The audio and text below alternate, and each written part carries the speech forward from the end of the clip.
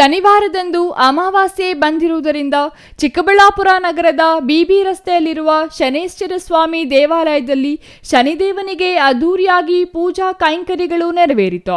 ಇಂದು ಶನಿದೇವನ ದರ್ಶನ ಪಡೆದರೆ ಶನಿದೋಷಗಳು ಮುಕ್ತಿಯಾಗುತ್ತೆ ಅನ್ನೋ ನಂಬಿಕೆಯಲ್ಲಿ ಭಕ್ತಾದಿಗಳ ಜನಸಾಗರವೇ ದೇವಾಲಯಕ್ಕೆ ಹರಿದು ಬಂದಿತ್ತು.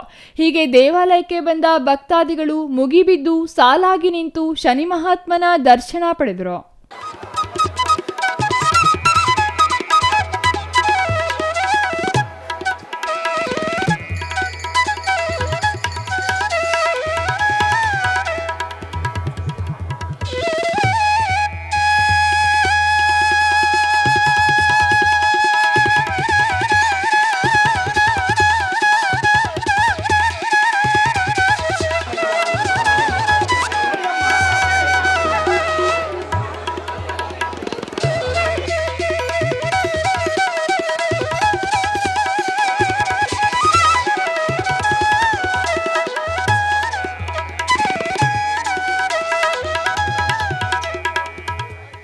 ಇವತ್ತು ಅಮಾವಾಸ್ಯೆ ಶ್ರೇಷ್ಠವಾದ ಅಮಾವಾಸ್ಯೆ ಇದೆ.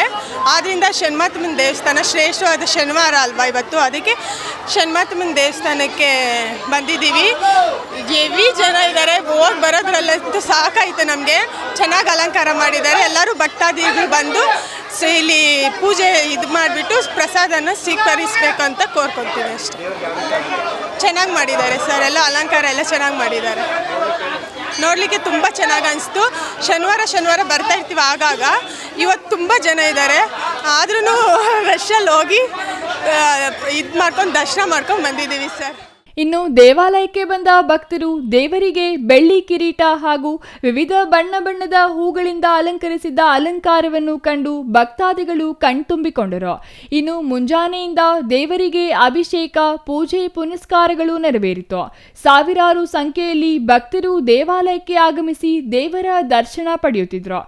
ನಗರ ಹಾಗೂ ಹಳ್ಳಿಗಳಿಂದ ಬಂದ ಭಕ್ತ ಸಮೂಹ ಸಾಲು ಸಾಲಾಗಿ ನಿಂತು ದೇವರ ದರ್ಶನಕ್ಕೆ ತಾಮುಂದು ನೀ ಮುಂದು ಎನ್ನುವಾಗೆ ಮುಗಿಬಿದ್ದು ಶನಿ ಮಹಾತ್ಮನ ದರ್ಶನ, ತೀರ್ಥ ಪ್ರಸಾದ ಪಡೆದು ಪುನೀತರಾದರು. ಬೆಳಗಿನಿಂದ ಶನಿ ಜಯಂತಿ ಪ್ರಯುಕ್ತ ಬೆಳಗಿನಿಂದ ಪೂಜಾ ಕಾರ್ಯಕ್ರಮಗಳು, ಸ್ವಾಮಿಗೆ ಅಭಿಷೇಕ, ಪಂಚಾಮೃತ ಅಭಿಷೇಕ ಮತ್ತು ಮಹಾಮಂಗಳಾರತಿ ಇವೆಲ್ಲ ಕಾರ್ಯಕ್ರಮ ಬೆಳಗ್ಗೆಯಿಂದ ವಿಜೃಂಭಣೆಯಿಂದ ಸಾವಿರಾರು ಜನ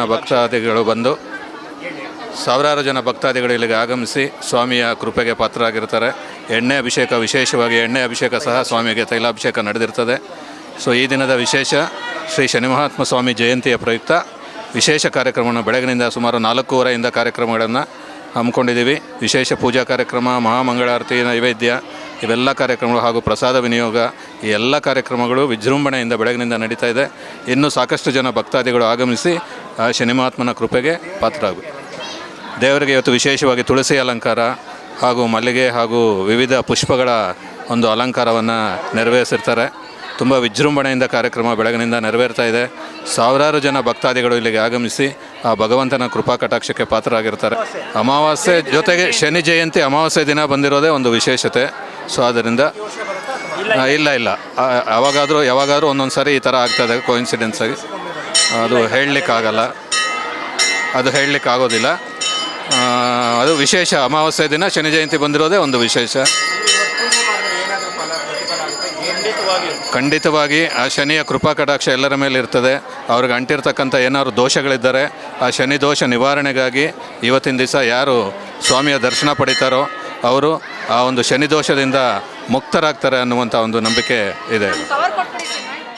ತೌಡನಹಳ್ಳಿ ರಮೇಶ್, ಸಿಟಿವಿ ನ್ಯೂಸ್, ಚಿಕ್ಕಬಳ್ಳಾಪುರ.